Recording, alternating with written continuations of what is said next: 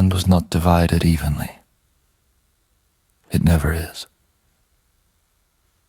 The shapes came first, long before anyone thought to measure.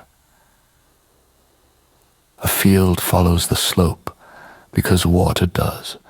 Another narrows where stone rises too close to the surface.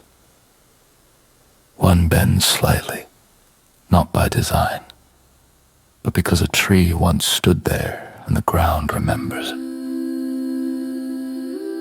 Paths cut the land into portions before ownership had a name. People walked the easiest way, again and again, until the walking became a line no one thought to cross. Some plots run long and thin, stretching from higher ground down toward wetter soil, so each family touches a little of everything. Dry earth for grain, lower ground for roots, access to water, even if only briefly after rain. Width mattered less than reach. A man could walk the length of his land in the morning and return by noon. That was measurement enough.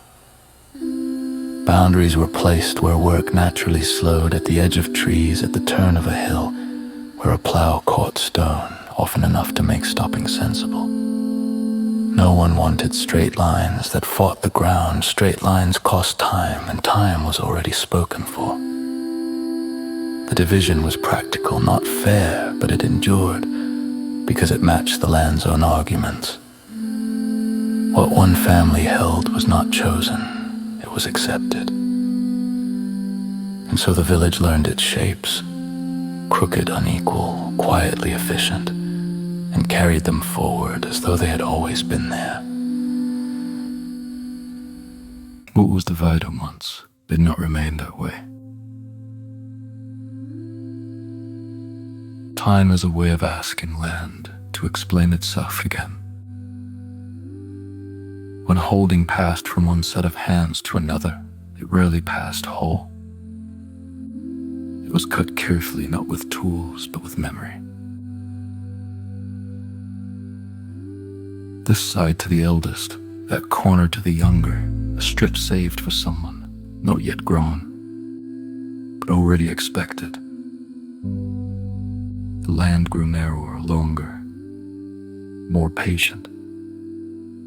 Each generation learned to walk its length a little farther, to work around angles that once made sense but now only remained. Paths multiplied, not new ones, just small deviations where feet avoided each other out of courtesy or habit or fatigue. Corners appeared that belonged fully to no one, too small to matter, too inconvenient to abandon work lightly, or not at all. What had once balanced access to dry ground and wet began to favor one over the other. Someone inherited slope, someone else inherited stone. No one called it unfair. There was no language for that yet. The shapes per first, gone before we went thought to measure, and agreement cost more than patience. So people adapted instead. Plow short and rows bent, work slowed where it needed to, and sped up where it could. Children learned early which edges could be crossed and which could not by punishment, but by the way voices changed when they wandered too far. A footstep out of place was corrected gently, repeated. It became a lesson. Over time, the land looked less intentional from above, but from the ground, from inside the word, it still made sense. Every bend held a reason, even if no one remembered it. The village did not preserve the shapes out of respect for the past that preserved them, because reshaping them would mean stopping, and stopping was never an option.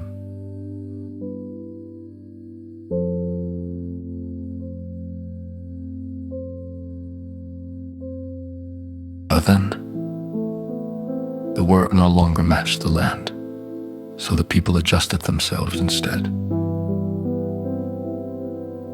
Tools changed first, not all at once. A handle cut shorter, a blade narrowed, a strap moved to rest on a different part of the shoulder. Nothing was called an improvement. It was simply what worked. The long fields asked for patience, the narrow ones asked for accuracy. Some land could be worked standing straight, other pieces demanded a bend that settled into the spine and stayed there. Bodies learned the shapes by repetition, feet found the same stones each morning. Hands remembered where resistance would come. Muscles tightened in advance of places that always slowed the work. No one complained. Complaint requires comparison, and there was nothing else to compare it to. Rest happened where it could, in the shadow cast by a rise in the ground. At the point where the slope eased, just enough to straighten the back before moving on. Rows curved now, not because anyone wanted them to, but because straight lines took too much effort to maintain. The land did not argue, it simply resisted, and resistance, repeated often enough, became instruction. Children learned the shortcuts early, which stretches could be crossed quickly, which had to be approached slowly, with attention. They learned which corners scraped skin and which allowed passage without notice. This knowledge was not taught, it was absorbed. Mistakes left marks, a cut, a bruise, a sore joint that returned each season, without being invited. Over time, the work grew quieter, not easier, just more precise. Tools were set down in the same places, movements repeated without thought, efficiency replaced explanation. When something broke, it was repaired enough to continue, replacement was rare. Adaptation was constant. The land remained irregular, the work remained unfinished, but the people fit themselves into it, well enough to keep going. And that, more than any plan, is how the village endured. And while Kinmo our time the gad horrors, Kamisha the coals colder, than this more precise. Tools were set down in the same places, movements repeated without thought. Efficiency replaced explanation. When something broke, it was repaired enough to continue. Replacement was rare. Adaptation was constant. The land remained irregular. The work remained unfinished. But the people fit themselves into it, well enough to keep going. And that, more than any plan, is how the village endured. The boundaries were rarely crossed, but when they were, it was almost never on purpose. A step taken too far while carrying weight. A row extended a little longer than usual, a tool set down where it did not belong. Most of the time, nothing was said. Silence did the work first, a pause that lasted just long enough to be noticed. A look that settled on the ground instead of a face. If that failed, a word followed, not accusation, not command, just reminder. This side, that way, not there. Names were rarely used, using a name made it personal. And this was not personal. Correction protected the shape of things, not ownership, but order. When disputes lasted longer than a moment, they were handled indirectly, work was rearranged, paths shifted slightly, access became inconvenient. No one announced the change, the message arrived on its own. Children noticed first, they always did. They learned which lines were flexible and which were not, which mistakes earned forgiveness, which earned distance. Anger, when it appeared, was quiet and brief. Raised voices invited attention. Attention invited questions. Questions led to time lost. So grievances stayed small, contained, worn down by repetition, until they lost their shape. Occasionally, someone pushed not hard, just enough to see what would happen. What happened was never sudden. Work slowed around them, tools were borrowed less willingly. Help arrived later, or not at all. Nothing was explained, nothing needed to be. Eventually, the person adjusted or left. Most adjusted. The land did not record these moments, but the people did in posture and habit in a careful way they avoided certain edges. Long after the reason had passed, and so the village maintained itself without law, without writing, without argument. Draw correction quietly applied, repeated as needed, until the shapes held.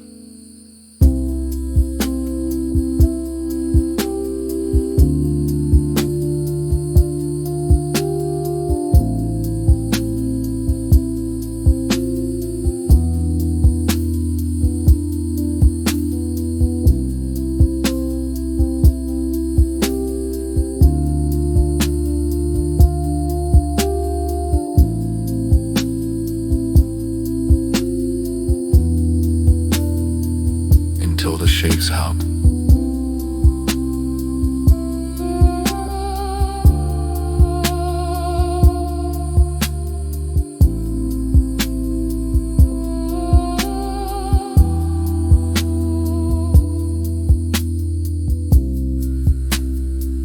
And so the village maintained itself,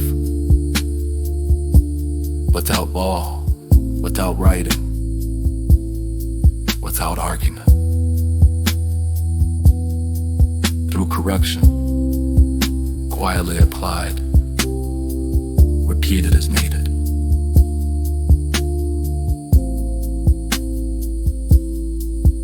Until the shapes held.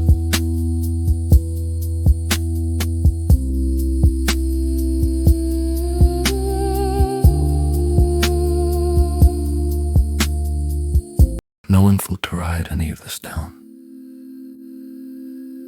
There was no reason to the land already remembered what needed remembering.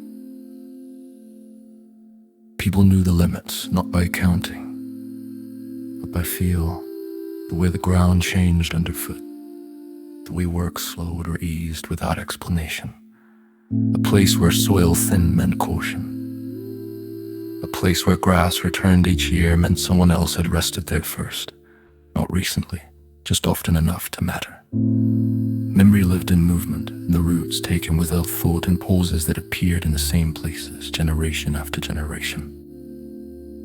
A man walked the same edge each morning, not because it was shortest, but because his father had, and because deviating from it felt like stepping into someone else's breath. A woman set her tools down the same patch of shade every day, not to rest longer, but because the sun reached there at the right moment and nowhere else did. These habits were not discussed. Discussion weakened certainty. Stories existed, but they were never lessons. They came sideways, attached to work or weather, or someone long gone. This ground stays wet, someone would say, or he lost a boot here once. That was enough. Children learned history through consequence. They stepped too far and felt the shift. They stopped too soon and were urged forward with a gesture, not a word. Mistakes lasted longer than explanations ever could, so mistakes taught better. Writing would have frozen things that needed to stay loose. It would have made the temporary look permanent, and permanence is a burden. So memory remained flexible, capable of bending, as the land bent, capable of adjusting without argument. That flexibility held the village together, longer than walls ever could have. The land did not change, but the number of hands did. Children lived who once would not have, they stayed. They married nearby, they did not leave. At first, nothing seemed different. Work still began at the same hour. Paths remained familiar. But waiting entered the day. A pause before a tool was free, a glance exchanged to see who would go first. Space once assumed, now negotiated silently. Plots that had been sufficient became narrow in ways that mattered. Not narrow enough to fail, just narrow enough to be felt. People stood closer together without speaking of it. They shortened steps, adjusted posture, turned shoulders slightly to avoid contact. Courtesy thickened, voices softened. What had once been shared casually was now shared carefully, not withheld, just watched. No one accused anyone. There was no direction for blame. The pressure came from everywhere, nowhere. The land offered no new answers. We resisted the same way it always had. Stone still stopped the plow. Water still pooled where it chose. Plots grew thinner. Work took longer. What had once been finished by midday now pressed into the afternoon. Fatigue arrived earlier and lingered longer. Still, no one spoke of scarcity. To name it would make it real. Instead, people adapted again. The village held its shape through patience, through smaller portions, through silence. For a time, that was enough.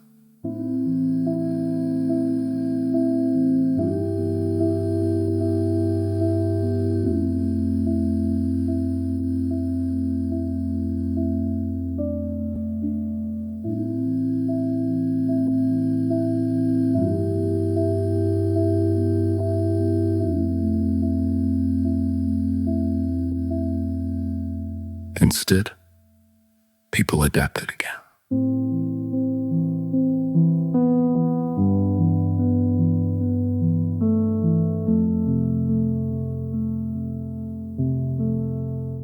The village held its shape through patience, through smaller portions, through silence, for a time. That was enough.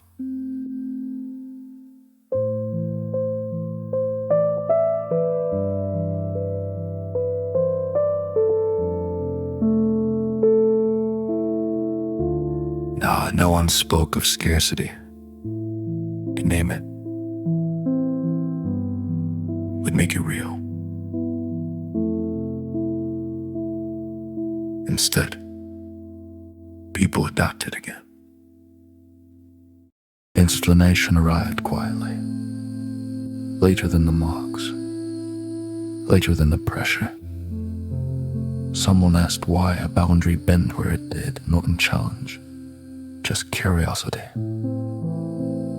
The answer came hesitantly, something about water or stone or how it had always been done. The answer worked at first, but explanations have a way of inviting more questions. Another reason was offered, then another.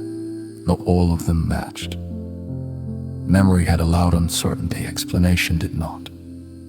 Reasons began to compete where habits never had. The land still behaved the same, but people listened to it differently now. Through words, through logic. This slowed the work. A pause before beginning, a glance exchanged to see if someone agreed with the reason being used. Nothing broke, nothing failed, but something thickened.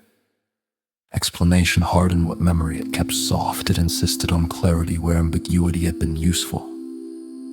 People began defending decisions that had once required no defense. Disagreements remained small, contained, but they lasted longer. The village grew heavier, not poorer, not weaker, just slower.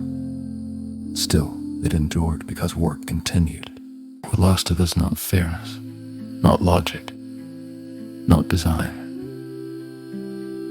What lost it was usefulness. Anything that prevented work was eventually set aside quietly, without ceremony. Anything that allowed it to continue was kept, even if no one liked it.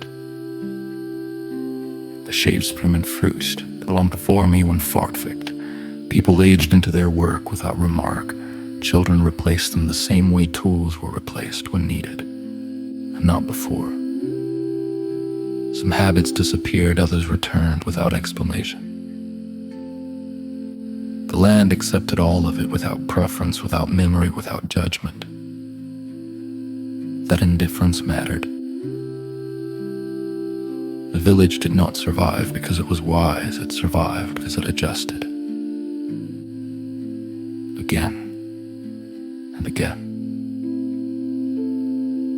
and again. There was no moment when everything made sense, only moments when enough of it did. And that was sufficient. The word nothing ended all at once. There was no final division, No last correction. No moment when the village agreed that this was how things would be forever. Things simply continued until they did not. Some shapes disappeared without being noticed, a path unused long enough returned to grass, a boundary softened until no one could say where it had once been. Other shapes stayed, not because they were remembered, but because the land kept asking for them. A bend where water still slowed, a rise where work still paused, a narrow strip where walking carefully remained the only option. Names were lost, reasons thinned, explanations stopped being passed on. What survived did so without justification. Children grew up never knowing why a thing was done a certain way, only that doing it otherwise felt wrong. That was enough. The land did not care who understood it. It continued to resist in the same places. Stone remained stone. Water returned where it always had. The ground hardened and softened without regard for memory.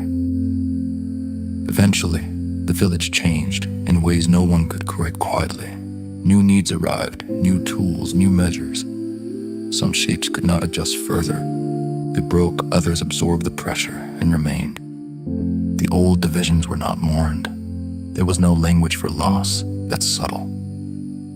What mattered had already been absorbed into posture, into habit, into the way work began without thought. And when the telling finally stopped, nothing essential was lost.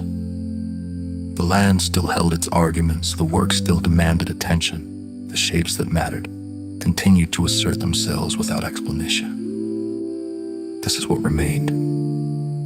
Not the rules, not the divisions, not the reasons, only the fit between effort and ground, and the quiet knowledge that this fit, imperfect and temporary, had been enough.